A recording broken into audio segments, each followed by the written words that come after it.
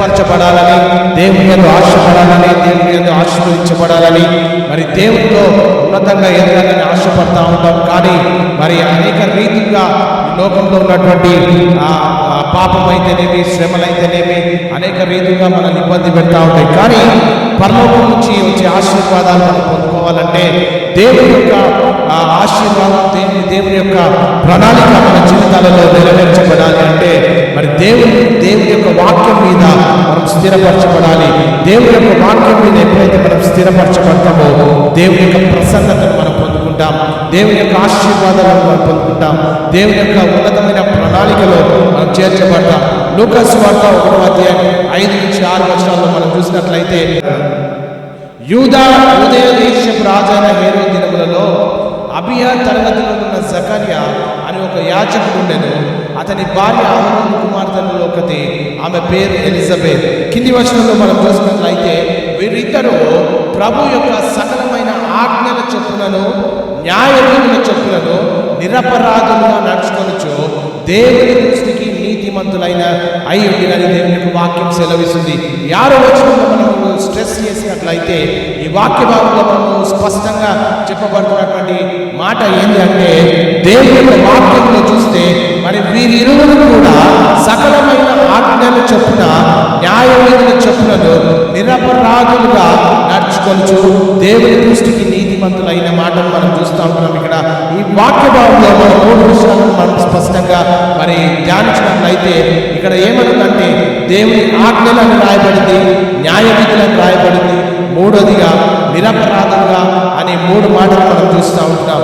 ఈ వాక్య భాగంలో మనం క్షుణ్ణంగా పరిశీలన చేస్తే దేవుని అనుసరించాల్సినటువంటి మనము, దేవుని బిడ్డలమని చెప్పుకోవాల్సినటువంటి మనము, దేవుని విశ్వాసులమని చెప్పుకుంటా ఉంటాం. ఇక్కడ వాక్యంలో చూస్తే దేవుని యొక్క వాక్యం ఏమని చెప్తుందంటే, మొదటిగా దేవుని ఆశీర్వాదాలను పొందుకోవాలంటే దేవుని యొక్క వాక్యం సెలవిస్తుంది ఏంటంటే మరి దేవుని ఆజ్ఞలను న్యాయ విధులను మనము మరి పాటించాలని దేవుని యొక్క వాక్యం సెలవిస్తుంది. కనుక ఇక్కడ చూసినట్లయితే ఆజ్ఞలు అనగా మరి లేకపోతే న్యాయ విధులు అనగా దేవుని వాక్యము, దేవుని నుంచి వచ్చే ప్రతి మాట మన జీవితంలో నూతన స్థాయికి తీసుకెళ్తుంది.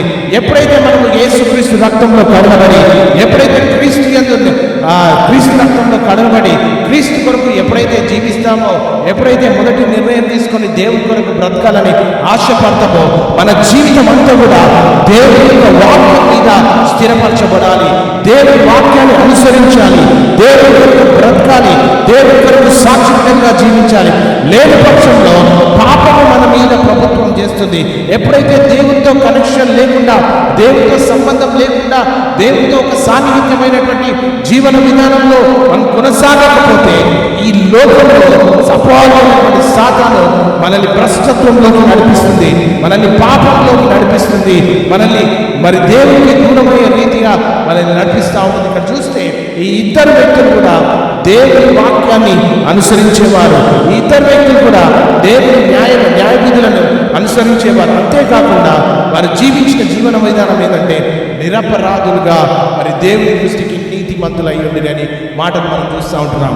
ఎవరు నీతిమంతులు? ఇక్కడ చూస్తే ఎవరు నీతిమంతులయ్యా అంటే క్రీస్తు రక్తంలో ఎవరైతే కడగబడతారో, క్రీస్తు రక్తంలో ఎవరైతే పరిశుద్ధపరచబడతారో, ఎవరైతే పాప క్షమాపణ ఒప్పుకొని క్రీస్తునే సొంత రక్షకునిగా అంగీకరించి దేవుని కొరకు ఎవరైతే బ్రతుకుతారో వారు మాత్రమే నీతిమంతులు. నీవు పొందుకున్నటువంటి రక్షణ భాగ్యాన్ని క్రీస్తు కొరకు అంతవరకు సాగించి క్రీస్తు కొరకు సాక్షిగా మనం జీవించాలని మరి బైబిల్ అంతా కూడా మనం చూసినట్లయితే దేవుని కొరకు సాక్షిగా మనం జీవించాలని బైబిల్ చెప్తా ఉంది. మరి చూసినట్లయితే మనం ఎప్పుడైతే రక్షణను పొందుకుంటామో, ఎప్పుడైతే నీతిని పొందుకుంటామో, మరి ఈ లోకంలో ఉన్నటువంటి అపవాదమైనటువంటి సాతాను మనల్ని భ్రష్టత్వంలోకి నడిపిస్తూ, పాపము చేపిస్తూ మరి దేవునికి దూరమైనటువంటి ఆ జీవితాన్ని జీవిస్తూ ఉంటాం. ఇక్కడ సామెతల గ్రంథంలో మనం చూసినట్లయితే 8వ అధ్యాయం 34వ వచనంలో చూస్తే, సామెతల గ్రంథం 8వ అధ్యాయం 34వ వచనంలో మనం చూసినట్లయితే దేవుని వాక్యం సెలవిస్తుంది ఏంటంటే, సామెతల గ్రంథం 8వ అధ్యాయం 34వ వచనం, సామెతల గ్రంథం 8వ అధ్యాయం 34వ వచనంలో మనం చూస్తే దేవుని వాక్యము స్పష్టంగా చెప్తుంది ఏంటంటే, ఇక్కడ అనుదినము నా గడప యొద్ద కనిపెట్టుకొని నా ద్వారబంధముల యొద్ద కాచుకొని నా ఉపదేశము వినువారు ధన్యులు. చూసారా, ఈ వాక్యాన్ని క్షుణ్ణంగా పరిశీలన చేస్తే ప్రతిరోజు కూడా మనము దేవుని సన్నిధిలో గడపాలి, దేవునితో సాన్నిధ్యం సంబంధం కలిగి జీవించాలి, దేవుడితో ఒక అనుబంధంలోకి మనం రావాలని దేవుని వాక్యం మనకు నేర్పిస్తూ ఉంది. కనుక ఇక్కడ ఆయన కొరకు కనిపెట్టుకొని ఉండాలి. ఎందుకు ఆయన కొరకు కనిపెట్టుకొని ఉండాలంటే, మనం దేవుని మీద ఆధారపడకపోతే, మనం దేవుని మీద స్థిరపరచబడకపోతే, మనం దేవుని కొరకు బ్రతకకపోతే, దేవుని కొరకు సాక్షిగా జీవించకపోతే, ఈ భూమి మీద ఉన్నటువంటి మరి లోకంలో సంచరిస్తున్నటువంటి అపవాదమైనటువంటి సాతాను మరి ఆ కోరకొని దేవునికి విరుద్ధమైన పనులు చేస్తూ ఉంటాం. దేవునికి విరుద్ధమైన పనులు ఎప్పుడు చేస్తామో అప్పుడు మన జీవితము భ్రష్టత్వంలోకి ఎంటర్ అవుతుంది. మరి ఎప్పుడైతే దేవునికి విరుద్ధంగా మనం జీవిస్తామో మనము ఎప్పుడు కూడా మరి పాపంలోకి ఎంటర్ అవుతూ ఉంటాం. దేవుని కార్యాలు నీ జీవితంలో స్థిరపరచబడాలి అంటే దేవుని వాక్యం సెలవిస్తుంది ఏంటంటే, నా ద్వారబంధముల యొద్ద కాచుకొని దేవుని వాక్యాన్ని వినాలని దేవుని యొక్క వాక్యం సెలవిస్తుంది. వారే ధన్యులు. ప్రతిరోజు చర్చికి వచ్చేవారు లేకపోతే ఏదో చేసేవారు కాదు, దేవుని మీద ఆధారపడి జీవించేవారు, దేవుని కొరకు సాక్షి బిడ్డలుగా జీవించాలి. దేవుని కొరకు ఉన్నతమైన ప్రణాళికలు దేవుని జీవితంలో ఏర్పాటు చేసినటువంటి ఆ ప్రణాళిక నీ జీవితంలో స్థిరపరచబడాలని లేఖన భాగాలు చెప్తా ఉంది. అంతేకాకుండా మనము దేవుని కొరకు బ్రతుకునంట ప్రారంభమే ధన్యులని దేవుని యొక్క వాక్యం సెలవిస్తుంది. ఆయన ఉపదేశం అంటే దేవుని వాక్యాన్ని నిరంతరం కూడా వింటూ జీవితాన్ని సాగించాలి. ఈ భూమి మీద బ్రతికినన్ని రోజులు కూడా వారు మాత్రమే ధన్యులు. నామకారణమైనటువంటి విశ్వాస జీవితంలో ఈ రోజు ఉన్నామేమో, ఒకవేళ మన లోకాన్ని అనుసరిస్తూ లోకంలో ఉన్న పద్ధతులను అనుసరిస్తూ లోకం కొరకు బ్రతికినట్లయితే దేవుని రాజ్యానికి మనం వారసులం కాలేం. దేవుని రాజ్యానికి వారసులం కావాలంటే దేవుని శాస్త్రాలను, దేవుని న్యాయ విధులను, దేవుని ఆజ్ఞలను, దేవుని వాక్యం మీద మనం ఎప్పుడైతే స్థిరపరచుతామో అప్పుడు మాత్రమే దేవుని రాజ్యాన్ని మనం వారసులమవుతాం. కనుక మనం దేవుని వాక్యాన్ని వింటే మనం దీనత్వంలో, వాక్యం మనల్ని దీనత్వంలోకి నడిపిస్తుంది, దేవుని వాక్యము సాత్వికంలోకి నడిపిస్తుంది. క్రీస్తులో ఉన్నటువంటి ప్రతి గుణ లక్షణాలన్నీ కూడా మనలోకి వస్తాయి. కనుక మనం చేయవలసింది ఏంటంటే దేవుని వాక్యం మీద ఆధారపడి బ్రతకాలి, దేవుని కొరకు సాక్షి బిడ్డలుగా మనం జీవించాలని మనం నేర్చుకుంటా ఉంటున్నాం. కనుక యెషయా గ్రంథంలో చూసినట్లయితే 66:22 వచనంలో, దీనుడై నలిగిన హృదయం గలవాడై నా మాట విని వణుకుచుండునో వాని నేను దృష్టి ఉంచుచున్నానని లేఖన భాగాలు చెప్తుంది. వాక్యము ఏమని చెప్తుందంటే, నువ్వు దీన మనసు కలిగి ఉండాలి. ఎందుకంటే ఈ దీన మనసు మనకు ఎప్పుడు వస్తున్నాయా అంటే దేవుని వాక్యం మీద ఆధారపడినప్పుడే. ఒకవేళ దేవుని మీద ఆధారపడకపోతే, దేవుని వాక్యం మీద ఆధారపడకపోతే మనలో అహం పెరుగుతుంది, మనలో అహంకారం వస్తుంది, మనలో గర్వం వస్తుంది, లెక్కలేనితనం వస్తుంది, దేవుడు అంటే భయం లేకుండా వెళ్తూ ఉంటాం మన జీవన విధం. కానీ బైబిల్ అది కాదు మనకు నేర్పించేది ఏంటంటే, ఎవడు దీన మనసు కలిగి ఉంటాడో, కలిగిన హృదయం గల వాడై దేవుని మాట ఎవరైతే వింటారో, వాక్యం ఏమని సెలవిస్తుందంటే మనము దేవుని మాట వినాలి. ఈ రాత్రి సమయంలో నేను అడుగుతున్నాను, నువ్వు ప్రతిరోజు ఎవరి మాట వింటున్నా, ఎవరిని అనుసరిస్తున్నా, ఎవరి కొరకు బ్రతుకుతున్నా? దేవుని వాక్యం సెలవిస్తుంది ఏంటంటే, నువ్వు దేవుని మాటను విని దేవుని ఆజ్ఞలను నడుచుకొని దేవుని కొరకు సాక్షి బిడ్డలుగా జీవిస్తే దేవుని దృష్టి మన మీద ఉంటుందని ఈ లేఖన భాగాల్లో మనం చూస్తూ ఉంటున్నాం. కనుక వాక్యంలో ఈ రీతిగా మాట్లాడుతుంది ఏంటంటే, దేవుని మాట విని వణుకుచుండాలి. అంటే దేవుని మాటకు, దేవుని వాక్యానికి మనము భయపడాలని లేఖన భాగాల్లో మనం చూస్తూ ఉంటాం. కనుక వాక్యము మనల్ని దీనత్వంలోకి నడిపిస్తుంది. దేవుని వాక్యము మనం దేవునితో కలిసి ఉండడానికి, దేవునితో సహవాసం కలిగి ఉండడానికి ఈ వాక్యము మనల్ని నడిపిస్తుంది. కనుక అప్పుడు మాత్రమే దేవుడు మన జీవితంలో కదిలించబడతాడు. అప్పుడు మాత్రమే దేవుడు దీన్ని దృష్టి ఉంచుతాడు. ఏదో నామకారణమైనటువంటి విశ్వాస జీవితంలో మనం జీవిస్తే, ఏదో పాస్టర్ గారు రమ్మన్నారని మనం వస్తే, లేకపోతే ఒక నామమాత్రమైనటువంటి ఒక దేవుడితో సాన్నిహిత్య సంబంధంలో మనం జీవిస్తే దేవుని రాజ్యానికి మనము వారసులం కాలేమని లేఖన భాగాలు చెప్తుంది. కనుక నలిగిన హృదయం కలిగి మనము దేవుని మాటలు వినే స్థితిలో మనం ఉండాలి. ఈ రాత్రికాల సమయంలో ఇప్పటి వరకు కూడా నీ జీవితంలో దేవునికి దూరంగా జీవించావేమో, దేవునికి వ్యతిరేకంగా బ్రతకావేమో, కానీ ఈ రాత్రికాల సమయంలో దేవుని వాక్యం సెలవిస్తుంది ఏంటంటే, నలిగిన హృదయం గలవాడై నా మాట వినాలి. దేవుని మాట ఎప్పుడైతే వింటామో అప్పుడు దేవుని కన్ను దృష్టి మన మీద ఉంటుంది. దేవుడు 30వ వచనంలో చూస్తే మరి ఇక్కడ, కాబట్టి ఇశ్రాయేలులారా ఎవరి ప్రవర్తనను బట్టి మనకి శిక్ష విధింతును. దేవుని వాక్యం సెలవిస్తుంది ఏంటంటే, మనం చేసే క్రియలను బట్టి, మనం చేసే పాపములను బట్టి, మనలో ఉన్నటువంటి భ్రష్టత్వాన్ని బట్టి మనకు తీర్పు తీర్చబడుతుంది. మరి ఇశ్రాయేలుగా బైబిల్ చెప్తుంది ఏంటంటే, దేవుని ప్రజలు, మరి ఇశ్రాయేలు దేనికి సాదృశ్యంగా ఉందంటే సంఘానికి సాదృశ్యంగా ఉంది. కనుక ఈరోజు రాత్రికాల సమయంలో మన జీవితంలో పాపం ఉందేమో ఒకసారి పరిశీలించుకోవాలి. ఈ పాపము మన జీవితాన్ని ప్రభుత్వం చేస్తే దేవునిలో మనం ఎదగలేని దినదినం కూడా దేవుని రాజ్యాన్ని మనం వారసులం కాలే. వాక్యంలో చూసినట్లయితే దుష్టుడు తాను చేయించు వచ్చిన దుష్టత్వం నుండి మరలి నీతి న్యాయములను జరిగించిన అంటే దేవుని వాక్యాన్ని అనుసరించి దేవుని వాక్యం కొరకు పొందితే వాక్యం ఏమని చెప్తుంది ఏంటంటే, తన ప్రాణమును చదవండి ఒకసారి, ఎవని ప్రవర్తనను బట్టి వానికి శిక్షను విధింతును. మనసు త్రిప్పుకొని మీ అక్రమములు మీకు శిక్ష కారణములు కాకుండానట్లు వాటన్నిటినీ విడిచిపెట్టాలి. దేవునికి ఇష్టం లేని మన జీవితంలో ఏది ఉన్నా అది పాపమని వాక్యం సెలవిస్తుంది. దేవునికి ఇష్టం లేని ఏది మన జీవితంలో ఉన్నా అది పాపము. దేవునికి విరుద్ధమైంది ఏది మనలో ఉన్నా అది దేవునికి విరుద్ధమైంది. కనుక పాపము మరి వాక్యం సెలవిస్తుంది ఏంటంటే, వాటన్నిటినీ కూడా విడిచిపెట్టాలి. ఈరోజు చెడు అలవాటు ఉన్నాయేమో, త్రాగుడు ఉందేమో, వ్యభిచారం ఉందేమో, ఇతర అలవాట్లు ఇంకేమేమి లేవో మన జీవితంలో దేవునికి విరుద్ధమైన అన్ని కూడా మనము విడిచిపెట్టాలని లేఖన భాగాలు సెలవిస్తున్నాయి. మనసు త్రిప్పుకొని మీ అతిక్రమములు మీకు శిక్ష కారణములు కాకుండానట్లు, అంటే మనం చేసే పనులు, మనం చేసే పాపము, మనం చేసే ఇతర దేవునికి విరుద్ధమైన అన్ని కూడా ఎక్కడికి నడిపిస్తున్నాయంట? శిక్షకు కారణములంట. ఆ శిక్షకు కారణములంటే మనం ఎక్కడ నరకానికి పంపించబడతాం. దేవుడు అనుకున్నాను 2025 సంవత్సరాల క్రితము పరమును విడిచి ఈ భూమి మీద సర్వలోక మానవాళిని రక్షించడానికి దేవుడు మనం చూసినట్లయితే ఇక్కడ చూస్తే ఏమన్నది? ఇక్కడ రాబడి బూదిగంధంలో నివాసులారా నా వైపు చూచి రక్షణ పొందిని. క్రీస్తు లేకుండా మన జీవితంలో అదంతా కూడా భ్రష్టత్వంలోకి నడిపిస్తుంది. నీ జీవితంలో క్రీస్తు మాత్రమే ఉదయించాలి.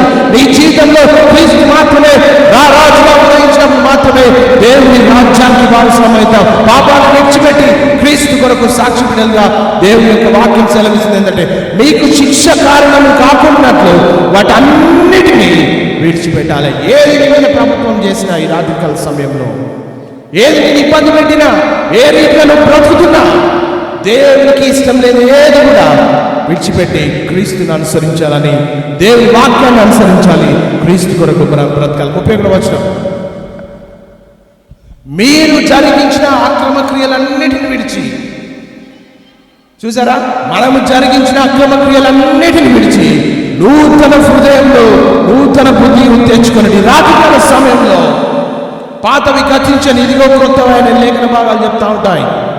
నీ జీవితంలో జరిగించిన క్రియలన్నిటినీ, పాపమంతటిని, చెడంతటిని విడిచిపెట్టి దేవుని కొరకు బ్రతకాలి. నూతన హృదయంలో నూతన బుద్ధి తెచ్చుకోవాలి. ఇశ్రాయేలులారా మీరెందుకు మరణము నొందుదురు? ఇదే ప్రభువగు యెహోవా వాక్కు. ఇశ్రాయేలు అనగా దేవుని సంఘము. కనుక 32వ వచనంలో చూస్తే, మరణము నొందువాడు మరణము నొందుటను బట్టి నేను సంతోషించువాడని కాదు. చూసారా వాక్యం, దేవుని వాక్యం ఏం చెప్తుంది ఇక్కడ? మరణము నొందువాడు మరణము నొందుటను బట్టి నేను సంతోషించువాడు వాడును కాను. కావున మీరు మనసు తిప్పుకొనుడి, అప్పుడు మీరు బ్రతుకుతురు. లోకంలో ఉన్న భ్రష్టత్వాన్ని విడిచిపెట్టాలని లోకంలో ఉన్నదంతా కూడా మరి చెడంతా కూడా విడిచిపెట్టాలి. ఈ రాత్రికాల సమయంలో మనకున్న అలవాట్లు అయితేనేమి, మనకున్న పద్ధతులు అయితేనేమి, మనకున్నటువంటి ఆచారాలు అయితేనేమి అవన్నిటి కూడా విడిచిపెట్టాలి. మొదటి యోహానులో అక్కడ రాయబడిందంటే, లోకము దాని ఆశ గతించిపోతున్నది కానీ దేవుని చిత్తాన్ని ఎవరైతే నెరవేరుస్తారో వారు మాత్రమే నిరంతరం నిలుస్తారు. ఆ నిరంతరం నిలిచే స్థానానికి నువ్వు చేర్చబడాలి అంటే లోకంలో నీ మీద ప్రభుత్వం చేసిన క్రియలన్నిటిని కూడా విడిచిపెట్టాలి. ఇక్కడ వాక్యం ఏమని చెప్తుందంటే, ఇక్కడ మరణం నొందువాడు మరణం నొందుటను బట్టి నేను సంతోషించేవాడు కాదు, మనము భ్రష్టత్వంలోకి వెళ్ళడము, నరకానికి వెళ్ళడము, పాపంలోకి వెళ్ళడము దేవుడు ఏమాత్రం కూడా ఇష్టపడాడు. కనుక మీరు మనసు తిప్పుకొని అప్పుడు మీరు బ్రతుకుతారు. ఇదే ప్రభువు యెహోవా వాక్కు అనే లేఖన భాగాలు చెప్తుంది. కనుక 2020 సంవత్సరాల క్రితము పారమును విడిచి తండ్రి అయిన దేవుని కుమారుడైన యేసుక్రీస్తును మన కొరకు ఆయన ఈ భూమి మీద జన్మించేటట్టు చేశాడు. ఎందుకంటే ఏ ఒక్క వ్యక్తి కూడా నశించిపోవడం ఆయనకి ఇష్టం లేదు. దేవుని ప్రణాళిక మన జీవితంలో నెరవేర్చబడాలి. ఆదికాండంలో చూస్తే మనుషులను మానవులను తయారు చేసినప్పుడు మీరు ఫలించి అభివృద్ధి పొంది విస్తరించాలి అని దేవుడు ఆజ్ఞాయిస్తే వారి ఆజ్ఞను అతిక్రమించడం వల్ల పాపం వచ్చింది. తద్వారా మరలా యేసుక్రీస్తు మన కొరకు అనుగ్రహించబడినాడు. కనుక యేసుక్రీస్తు రక్తంలో కడగబడి దేవుని క్రీస్తే మన రక్షకుడుగా, క్రీస్తే మనకు విమోచకుడుగా, మరి క్రీస్తే మనకు కాపరిగా ఎప్పుడైతే మనం అంగీకరించి మరి దేవుని కొరకు మనం బ్రతామో దేవుని కార్యాలను మనం చూస్తాం. మొదటి యోహాను 3వ అధ్యాయం 5 నుంచి 8 వరకు మనం చదివినట్లయితే, పాపములను తీసివేయుటకై ఆయన ప్రత్యక్షమాయనని మీకు తెలియను, ఆయన యందు పాపము ఏది లేదు, ఆయన యందు నిలిచివాడెవడునో పాపము చేయరంట. చూసారా, క్రీస్తులో పాపము లేదు. మనం ఎవరి అనుసరిస్తున్నాం ఈ రాత్రికాల సమయంలో? క్రీస్తును అనుసరించినట్లయితే క్రీస్తులో పాపం లేదు. అందుకే ఆయన రక్షకుడు, పాపమేమీ లేదు. ఆయన యందు నిలిచిన వాడు ఎవడునో పాపము చేయడు, పాపము చేయవాడు ఎవడునో ఆయన చూడను ఎరుగలేదు. చిన్నపిల్లలారా, ఎవరిని మిమ్మల్ని మోసపరచనీయకుడి, ఆయన నీతిమంతుడై ఉన్నట్టు నీతిని జరిగించు ప్రతి వాడును నీతిమంతుడంట. ఈ రాత్రికాల సమయంలో ఎంతమంది నీతి క్రియలు చేస్తుంటున్నారు? ప్రతిరోజు కూడా నీతిగా బ్రతుకుంటున్నారు. దేవుని వాక్యం సెలవిస్తుంది ఏంటంటే, ఆయన నీతిమంతుడై ఉండినట్టు నీతిని జరిగించి ప్రతి వాడును నీతిమంతుడు. నేను అడుగుతున్న ప్రశ్న, మన క్రియలు ఎట్లా ఉన్నాయి ఈ రాత్రికాల సమయంలో? దేవుని సన్నిధిలో మనం చేర్చబడ్డాం, దేవుని వాక్యాన్ని వినడానికి మనం వచ్చాం, ప్రార్థనపూర్వకంగా మనం సిద్ధపడ్డాం. మన క్రియలు ఈ రాత్రికాల సమయంలో నేను అడుగుతున్నటువంటి ప్రశ్న ఏంటంటే, నీ క్రియలు దేవుని సంతోషపరిచే రీతిగా నీ క్రియలు ఉన్నాయా? దేవుని మహిమపరిచే నీ జీవితం ద్వారా దేవుని నామానికి మహిమ వస్తుందా? ఒకవేళ ఈ భ్రష్టత్వంలో లోకంలో పాపాన్ని అనుసరించడం వెళ్తున్నావేమో, క్రీస్తు అందుకొరకు కాదు, భ్రష్టత్వంలో వెళ్ళడానికి కాదు. క్రీస్తు మన కొరకు మరణించింది, మన కొరకు జన్మించింది, మన కొరకు పునరుత్థానమైంది. మనందరినీ కూడా దేవుని రాజ్యానికి తీసుకెళ్ళడానికి ఆయన మనకు అనుగ్రహించి ఉన్నాడు. ఈ రాత్రికాల సమయంలో నేను అడుగుతున్నా, వాక్యం ఏమని చెప్తుందంటే, ఆయన నీతిమంతుడై ఉన్నట్టు నీతిని నువ్వు జరిగిస్తే, వాక్యం ఏమని చెప్తుంది ఇక్కడ, ప్రతి వాడును నీతిమంతుడు. ఈ లోకంలో ప్రపంచంలో అనేక పెద్ద పెద్ద అవార్డ్స్ ఉన్నాయి. ప్రపంచంలో పెద్ద పెద్ద మరి అవార్డ్స్ అన్ని కూడా పెద్ద పెద్ద వారికి ఇస్తూ ఉంటారు. కానీ నీతిమంతుడు అనే అవార్డు, ఆ పేరు, ఆ బిరుదు ఎవరికి కూడా ఇవ్వరు. క్రీస్తు రక్తంలో ఎవరైతే కడగబడతారో, క్రీస్తు రక్తంలో ఎవరైతే పరిశుద్ధపరచబడతారో, యేసు క్రీస్తును స్వంత రక్షకులుగా ఎవరైతే అంగీకరిస్తారో, క్రీస్తు కొరకు ఎవరైతే సాక్షిగా జీవిస్తారో, అంతం వరకు ఎవరైతే సహిస్తారో వారు మాత్రమే రక్షించబడతారు. వారు మాత్రమే నీతిమంతులు. బైబిల్ పరిభాషలో క్రీస్తుని అనుసరించినంత మాత్రాన, ఆదివారం చర్చి బైబిల్ పట్టుకుని వచ్చినంత మాత్రాన, హల్లెలూయా అన్నంత మాత్రాన నీతిమంతులం కాదండి.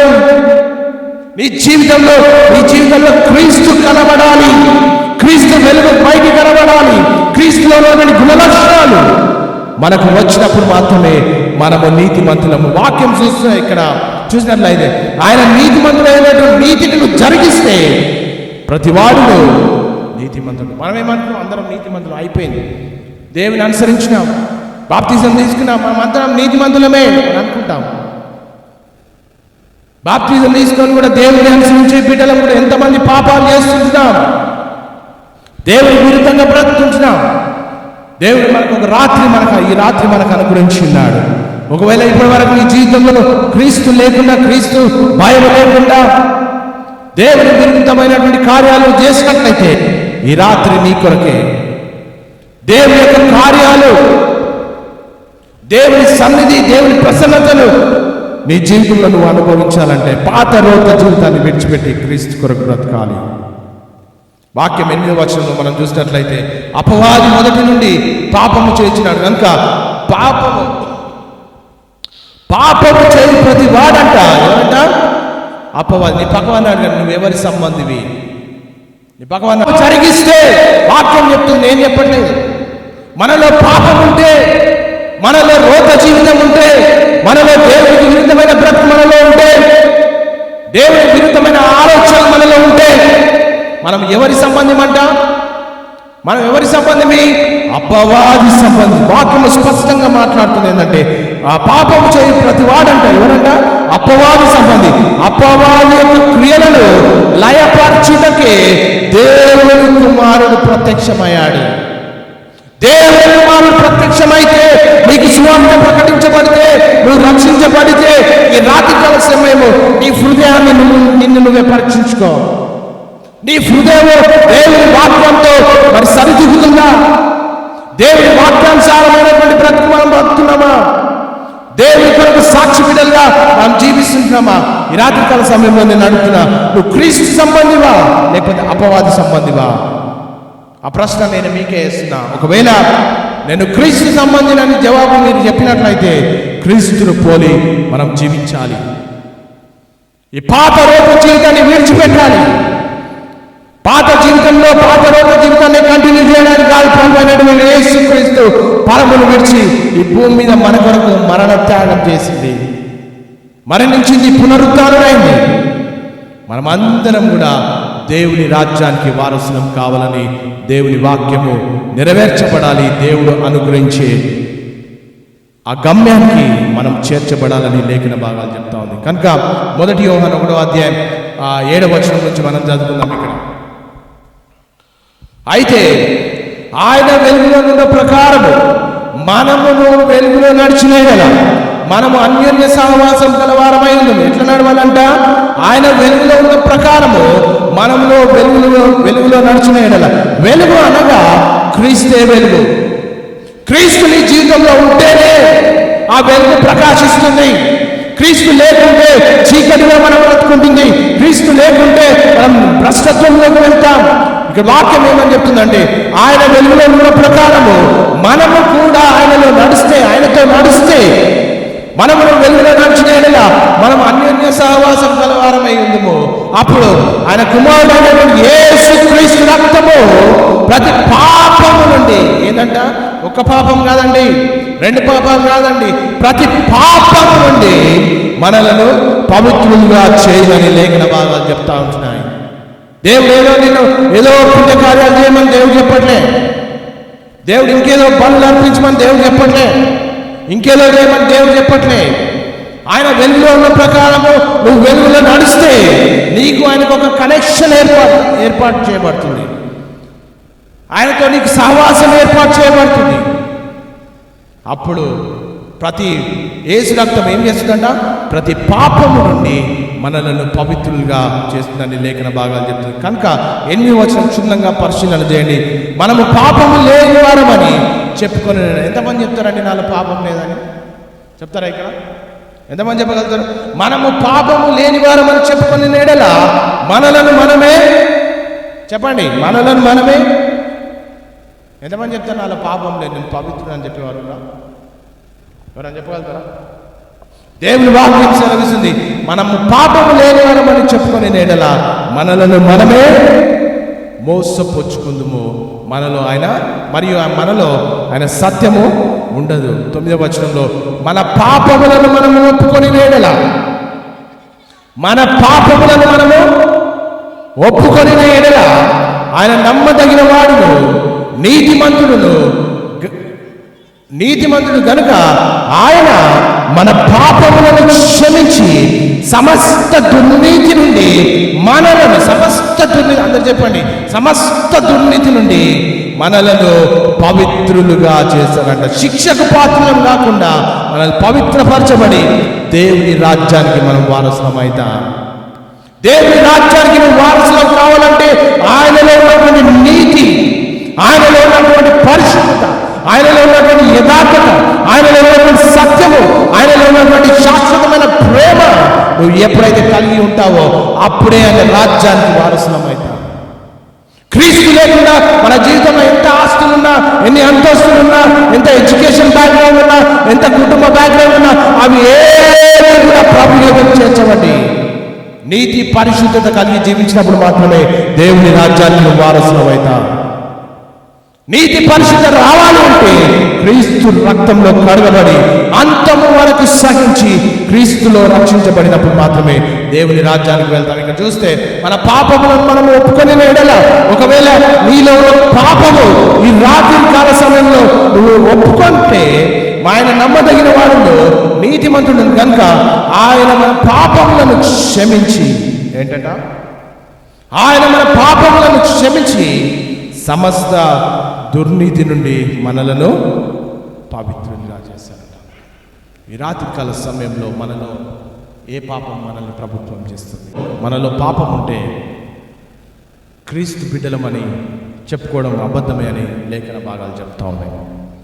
నీ జీవితంలో క్రీస్తు మాత్రమే ఉండాలి అని అనుకుంటే విడిచిపెట్టాల్సిన అన్నీ కూడా విడిచిపెట్టి క్రీస్తు కొరకే బ్రతకాలని, క్రీస్తు కొరకే జీవించాలని, క్రీస్తు కొరకే సాక్షి బిడ్డగా ఉండాలని లేఖన భాగం చెప్తా ఉంటున్నాయి.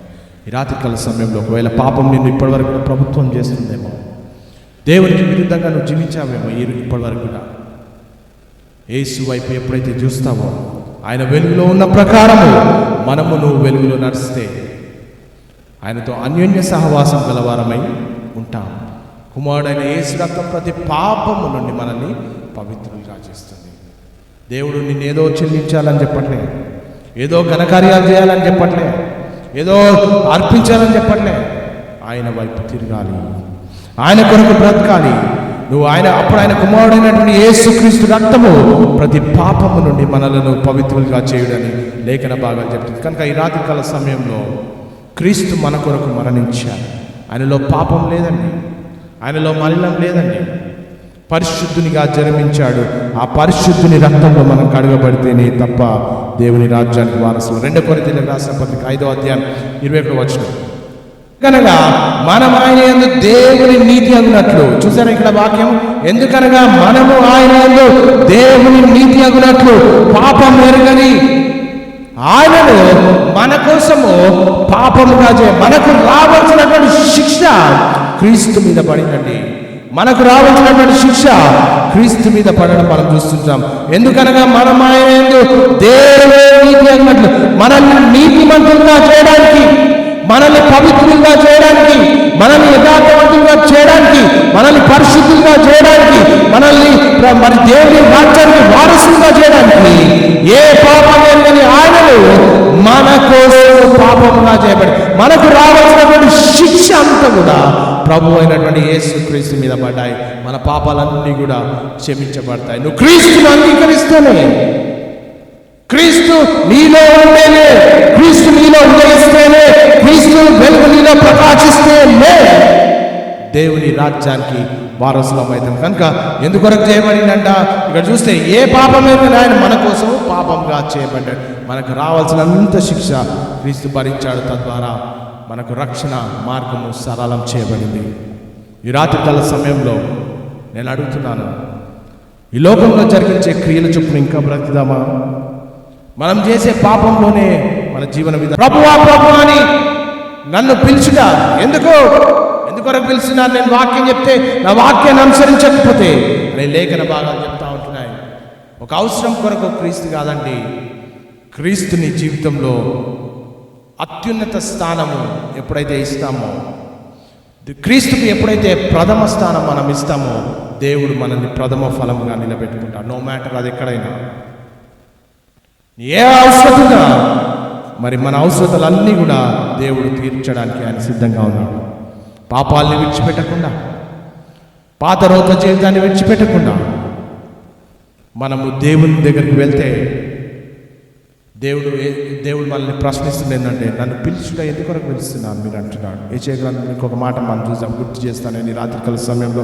యెషయా గ్రంథం 15-16 త్వరగా మీ చేతులు చాపినప్పుడు మిమ్మల్ని చూడక నా కన్నులు కప్పుకొందును, మీరు బహుగా ప్రార్థన చేసినారు.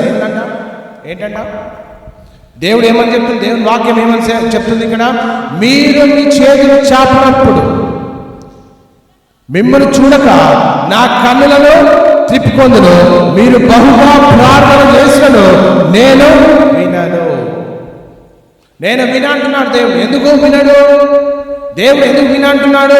దేవుడు ఎందుకు కోపొస్తుందంటే, దేవుని చిత్తానుసారంగా మనం బ్రతకకపోతే. చాలా మంది చెప్తా ఉంటారు, ఇక్కడికి వస్తే బాగవుతుంది, అక్కడికి వస్తే బాగవుతుంది. అది కాదు, నువ్వు దేవుని చిత్తానుసారంగా బ్రతికినప్పుడు మాత్రమే దేవుని సన్నిధికి నీ ప్రార్థన చేరుతుంది. దేవుని శాసనాలను అనుసరించాలి, న్యాయ విధులను కట్టడలను దేవుని వాక్యాన్ని పోలి జీవిస్తావు. అప్పుడు మాత్రమే నీ ప్రార్థన దేవుని సన్నిధికి చేరుతుంది. మిమ్మల్ని చూడక నా కన్నులు కప్పుకొందును, మీరు బహుగా ప్రార్థన చేసినారు. బహుగా అంటే ఉపవాసం ఉండి ప్రార్థన చేసిన, రోజు ప్రార్థన చేసిన దేవుని సన్నిధికి మన ప్రార్థన చేరదు. అవసరం కొరకు దేవుని దగ్గర రావడం కాదు, బ్రతకడానికి, దేవుని కొరకు, దేవుని వాక్యం మీద జీవించడానికి, దేవుని రాజ్యానికి చేర్చబడడానికి దేవుని కలిగి ఉండాలి. అవసరం కొరకు కాదు, దేవుని కలిగి ఉండేది. దేవుని వాక్యం సెలవిస్తుంది ఏంటంటే, నా కన్నులు కప్పుకొందును, మీరు బహుగా ప్రార్థన చేశాను నేను వినను, మీ చేతులు రక్తముతో నిండి, అనగా పాపముతో నిండి ఉన్నాయి. 16వ వచనం, మిమ్మును కడుక్కొనుడి, శుద్ధి చేసుకొని మీ దుష్క్రియలు నాకు కనబడకుండా వాటిని తొలగించుకోండి. అప్పుడు మాత్రమే దేవుని చెవులు తెరవబడతాయి, దేవుని చెవులకు వినబడతాయి. దేవుని వాక్యము, నేను అనుకుంటున్నా దేవుని వాక్యం మీతో మాట్లాడుతుందని అనుకుంటున్నాను. ఈ రాత్రికాల సమయంలో మనలో పాపము నిర్లక్ష్యం చేస్తే, దేవునికి విరుద్ధమైనటువంటి మనసును కలిగి ఉంటే, మనం ఎంత ప్రార్థన చేసినా, ఎంత వాక్యం చదివినా, ఎన్ని రోజులు ఉపవాసం ఉన్నా మన ప్రార్థన దేవుని సన్నిధికి చేరదని నేను చెప్తున్న మాట కాదు, ఇది వాక్యం చెప్తుంది. మన ప్రార్థన దేవుని సన్నిధికి చేరాలంటే ఫస్ట్ చేయవలసింది ఏంటంటే, మన దుష్క్రియలు కనబడకుండా వాటిని తొలగించుకోవాలి. క్రీస్తులో ఉన్న ఏ స్వభావం అయితే క్రీస్తులో ఉందో, క్రీస్తులో ఏ పరిశుద్ధత అయితే క్రీస్తులో ఉందో, క్రీస్తులో ఏ నీతి అయితే క్రీస్తులో ఉందో, క్రీస్తులో ఏ యథార్థత అయితే క్రీస్తులో ఉందో, అవి నువ్వు కలిగి ఉన్నప్పుడు మాత్రమే దేవుడు నీ మీద దృష్టి ఉంచుతాడు. దేవుడి దృష్టి నీ మీద ఉంటుంది. అప్పుడు నిశ్చయముగా నీ చేతుల కష్టార్జితాన్ని దేవుడు ఆశీర్వదిస్తాడు. ఈ రాత్రికాల సమయంలో దేవుడు నన్ను చూడాలని ఆశపడే వారు ఎంతమంది ఉన్నారు ఇక్కడ? దేవుని కనుదృష్టి నా మీద ఉండాలని ఎంతమంది ఆశపడుతున్నారు? దేవుని కనుదృష్టి నీ మీద ఉండాలని అంటే, దేవుని యొక్క దృష్టి నీ మీద, నీ కుటుంబం మీద ఉండాలని అనుకుంటే, దేవునికి విరుద్ధమైన మనసు, దేవునికి విరుద్ధమైనటువంటి అలవాట్లు, దేవునికి విరుద్ధమైనటువంటి పద్ధతులు, లోకంలో సృష్టించినటువంటి ఆచారాలు, లోకంలో ఉన్నటువంటి అవన్నీ కూడా నువ్వు అనుసరిస్తే అవి ఏవి కూడా ప్రభు యొద్దకు చేర్చవండి. నువ్వు యథార్థవంతమైనటువంటి జీవితము, పాపరహితమైనటువంటి జీవితము, నీతివంతమైనటువంటి జీవితము, క్రీస్తు కొరకు ఎప్పుడైతే సాక్షిగా జీవిస్తామో అప్పుడు మాత్రమే దేవుని రాజ్యానికి వారసులమవుతాం. అప్పుడు మాత్రమే దేవుని ప్రార్థనకు జవాబులు ఇస్తాడు. అప్పుడు మాత్రమే దేవుడు నీ మీద దృష్టి ఇస్తాడు. అప్పుడు మాత్రమే నువ్వు పరలోక రాజ్యానికి వారసులమవుతావు. అంతే తప్ప నామకాతమైనటువంటి విశ్వాస జీవితంలో నువ్వు కొనసాగితే దేవుని రాజ్యానికి ఎన్నడూ కూడా వారసులు కాలేము. రాసి పెట్టుకోండి. అవసరం కొరకు దేవుని దగ్గర వస్తే వారసులు కాలేము. వాక్యం ఏం చెప్తుందంటే, మీరు బహుగా ప్రార్థన చేసినది నేను మీ ప్రార్థన వినా. ఈ రాత్రికాల సమయంలో మనం ఒక పని చేద్దాం. మనల్ని కడుక్కుందాం, మనల్ని శుద్ధీకరించుకుందాం, మనల్ని నూతన హృదయంతో, నూతన మనసుతో మరలా దేవుని రాజ్యంలో కట్టబడదాం. దేవుని కొరకు సాక్షి బిడ్డలుగా ఎప్పుడైతే మన పాపములను మనం ఒప్పుకోతే, చాలా మంది ఇక్కడ రక్షించబడిన వారు ఉండొచ్చు, చాలా మంది దేవుని రక్తంలో కడగబడిన వారు, బాప్తిజం తీసుకున్న వారు ఉండొచ్చు, అయినా పాపంలో మగ్గిపోతున్నావేమో, అయినా దేవుని విరుద్ధంగా జీవిస్తున్నావేమో. ఈ రాత్రి నీ కొరకే. దేవుడు లేకుండా మన జీవితంలో ఎన్ని కలిగి ఉన్నా వేస్ట్, ఎన్ని అంతస్తులు కలిగి ఉన్నా, ఎన్ని ఆస్తిపాస్తులు కలిగి ఉన్నా, ఏ రీతిగా మనం చదువు బ్యాక్గ్రౌండ్ ఉన్నా, కుటుంబ వ్యవస్థ ఉన్నా, అన్నీ కూడా వ్యర్థమే.